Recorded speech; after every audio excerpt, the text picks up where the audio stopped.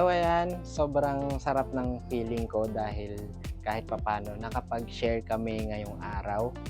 Sa mga hindi po kasi nakakaalam, meron po kasing nagbigay sa amin ng diaper na galing pa sa Hawaii, 2 box po yun. Ayan, maraming salamat po Ma'am Josefina Narag dahil po binigyan nyo kami tapos pumayag kayo na makapagbigay din kami sa iba. Ito na lang po, panoorin nyo. Nagpadala ng package, di ko padala kung siya. Ay, Josefina Narag daw. Ayan guys, puntahan natin. Ay, parang ang laki. Ayun.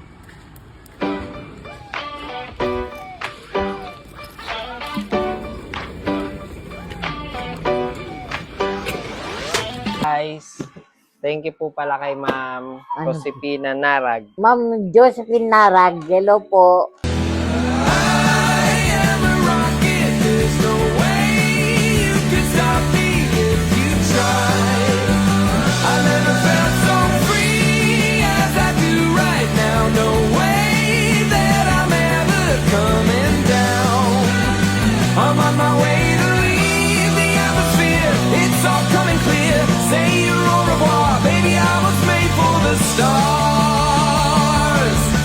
So yun, kaya po naisipan ko, nag-message ako kay Ma'am Josefina, sabi ko baka po pwedeng i-share din namin sa iba, sa mga malapit lang dito sa amin.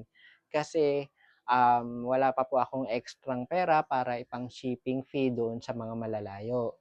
At magtitira naman po kami ng gagamitin ni Mama, kaya naman ayun, ang sarap po sa feeling na nakapagbigay kami. At ito po yung mga sumunod na nangyari.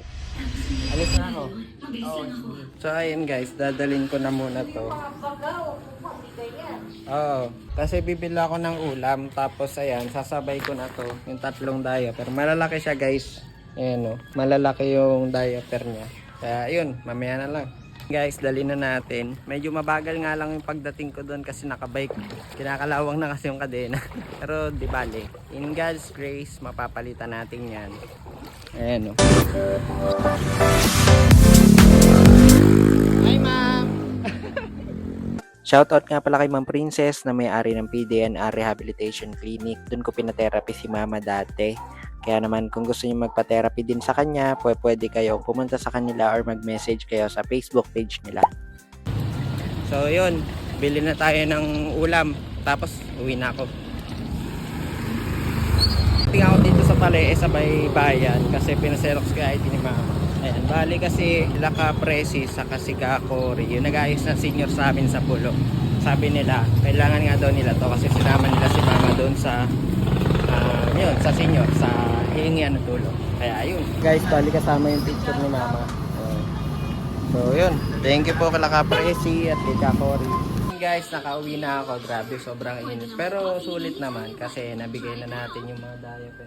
Kakain muna kami ni Mama. Ulam namin is gulay, manok. Ayan. So yun lang guys, thank you sa inyo. Sa susunod na ulit yung iba. Bye bye. So yun guys, sobrang sarap sa feeling. Nag-post muna ako at sabi ko nga baka may kakilala sila or alam na or may gusto na humingi ng diaper at dadalhin ko nga, i-deliver ko ng gamit-gamit yung bike ko kasi yun yung source of transportation ko ngayon.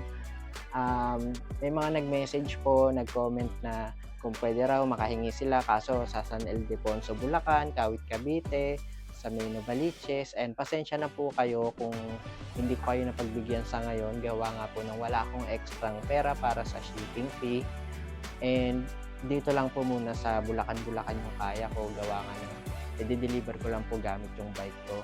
Ayan, sana daron dumating yung araw na mas makatulong pa tayo sa iba. Pero sa ngayon, ito lang po muna yung kinaya. Kaya ayun, maraming salamat po ulit Ma'am Josefina Narag at sa lahat po na nabigyan ko at sa lahat na may mga pinagdadaanan dyan. Kapit lang po tayo kasi maniwala lang tayo kay Lord kasi gagawa siya ng paraan para tulungan tayo sa araw-araw. So yun, just spread love lang guys, no hate kasi mahirap na, maiksi lang ang buhay, kailangan natin piliin na laging masaya na lang. And yun, hanggang sa muli, salamat.